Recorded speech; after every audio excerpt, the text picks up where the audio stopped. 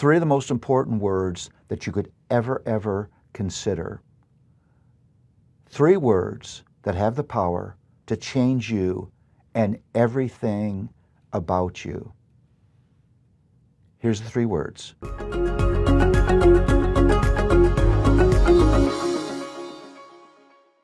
you sort of have to ask yourself, why in the world is Jonah in the Bible? This weird story of this rebellious prophet and this big fish. And it's listed as a prophet, but there's almost no prophecy in Jonah, a 48-verse weird narrative. Well, I would propose that Jonah is in the Bible because this narrative captures an entire biblical worldview in a podcast.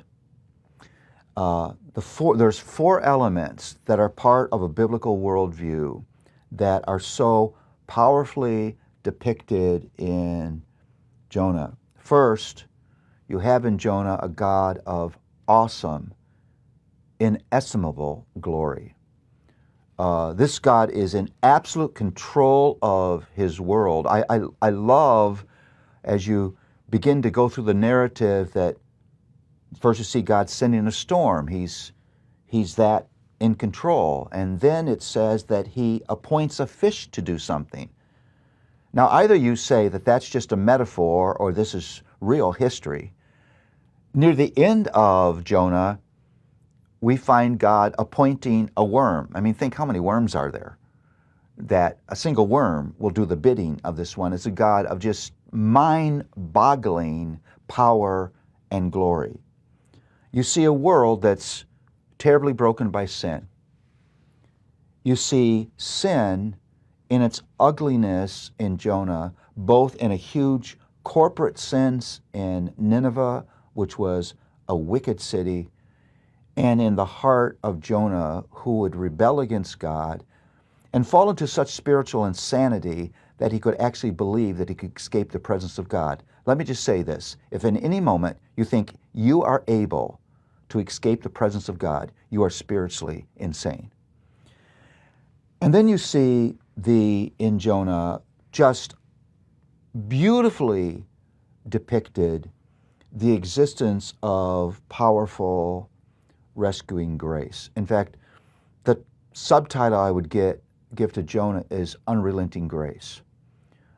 You see grace in its most amazing forms, surprising grace. You see grace operating so that this fish that swallowed Jonah now vomits him up on the beach. Sometimes grace looks like vomit. We have chapter and verse for that.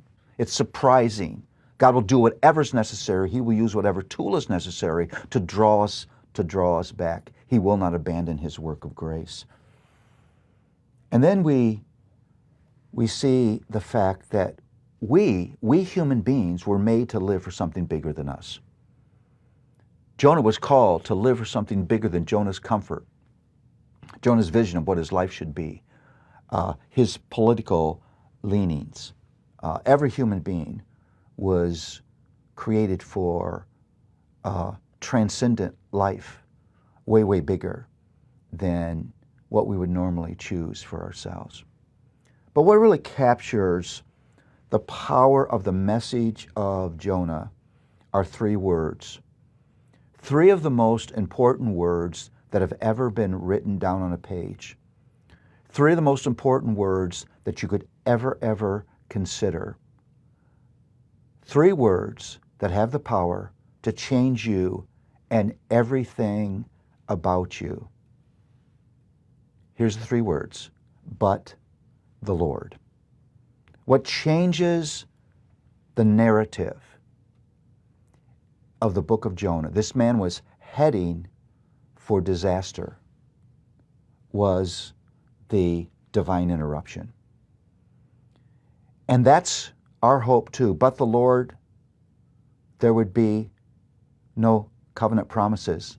But the Lord, there would be no Bible. But the Lord, there would have been no coming of Christ. But the Lord, there would be no church. but the Lord, there would be no conviction in our hearts. But the Lord, there would be no ability to believe. But the Lord, there would be no protecting, providing, delivering, transforming grace. Our life hangs on those three words, but the Lord. If Jonah were only 3 words long, but the Lord, it would be worth its place in the Old Testament.